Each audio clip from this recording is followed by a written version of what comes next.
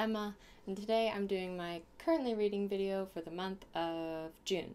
Wow, I can't believe it's June already. I am currently reading 2 books, 1 manga, and I'm going to talk about them. I'm reading some really exciting things, so I'm going to save the most exciting for last, and I'm going to start with the manga. Not that it's not exciting, because it is. I'm drinking coffee out of this hedgehog mug. Look how cute it is. It's yellow. It's happy. It's a happy hedgehog. First, I'm reading volume 4 of Bakuman. I've actually been reading this for a couple days. I love this series. I've mentioned this series quite a lot.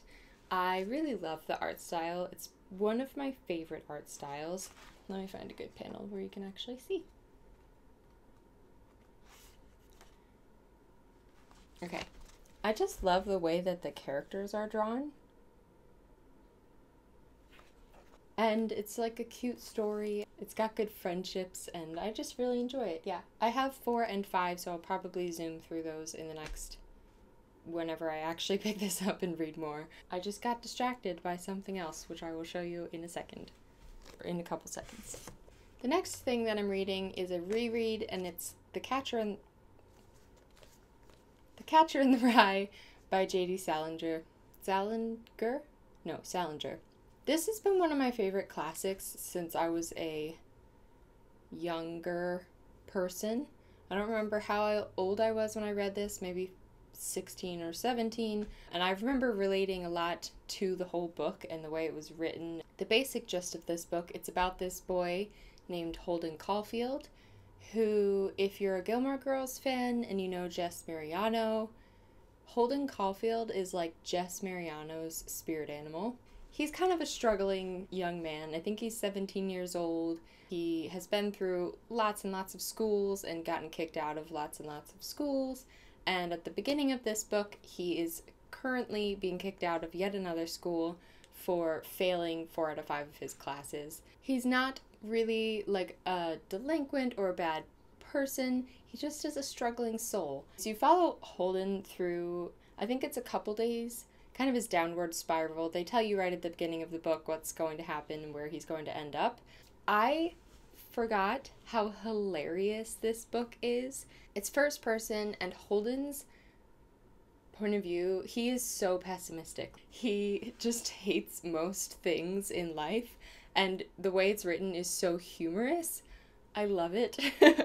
I think one thing that is interesting that I noticed in this reread so far that didn't necessarily prick me as strongly when I was younger is that Holden is very problematic. He says things about people that are very rude, mean, and defensive.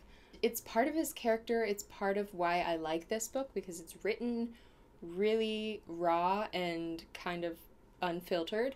I don't always like that in a modern book, but in a classic, it's interesting to read, and it makes me enjoy his character more because he is so complex and flawed. The last book that I'm reading is very exciting. It's All the Crooked Saints by Maggie Stiefvater. This book comes out on October 10th, but my wonderful new friend, Jessie the reader, knows that I love Maggie Stiefvater because everyone in the world knows that I love Maggie Stiefvater. And he got this arc at BEA, which I did not attend BEA this year, and he decided it would be a wonderful thing to do to send me this as a surprise, so I opened it the other day in the mail and freaked out, and it's wonderful.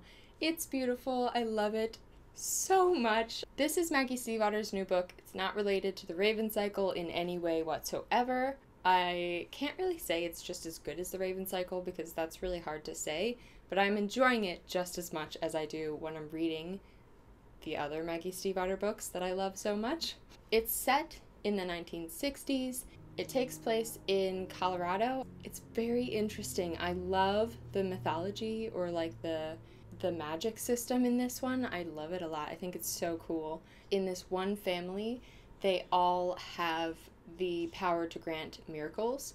I'm not going to explain the extent of those miracles because it's a little bit of a spoiler. You find out towards the beginning of the book, but it's not just like any old miracle that anybody wants. This one family, they all have this power, but some of them have it more than others, and there is always one person in the family who is the saint, hence the title, and they're kind of in charge of performing these miracles, and people travel from all over to come get a miracle performed on them.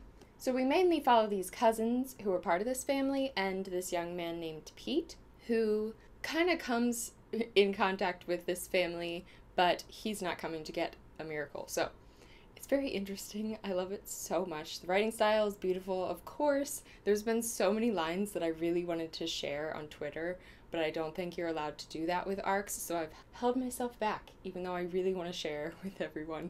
I'm so excited for it to come out and for all of you guys to get to read it. The other really interesting thing about reading this book is that I just attended Maggie's 7 Sentences writing seminar, and reading this book, it's like I can see everything she was teaching me being put to work, which is just so cool. I'm like geeking out about the writing style and how she's introducing the characters and stuff, because she went over all of that in the seminar, and it's really cool to see her do it in this book. And then the book that I'm planning to read after I finish all these books is Sad Girls by Lang Leav. I hauled this recently. It is Lang Leav's first novel. She wrote all these lovely poetry books right here that I love so much. Honestly, I don't know anything about the plot other than that it is a romance, and it has to do with sad girls, probably. I just know that I'm going to enjoy it, and I have a feeling it's going to be like heartbreaking and tragic, which I love. I've got a couple other books that are on my TBR, like my very soon TBR, but I'm not going to talk about them in case I change my mind. Although I really do want to read I'll Give You the Sun. I'll Give You the Sun by Jandy Nelson. I've been trying to read this book for a couple months now. I've stayed interested in it all these months, but I still haven't gotten a chance to pick it up, so I should probably just pick it up and start reading it right now. And summer is the time for these contemporaries because I usually forget about them completely in the winter and fall. Those are all the books that I'm currently reading at the moment. If you enjoyed this video, please hit the subscribe button. I'm Miss Emma Reads a Lot on all of my social media, which I will link down in the description box. Oh, I will be back to my regular Wednesday, Saturday posting schedule this week. I'm going to say this week in positivity for the hope that that will actually happen.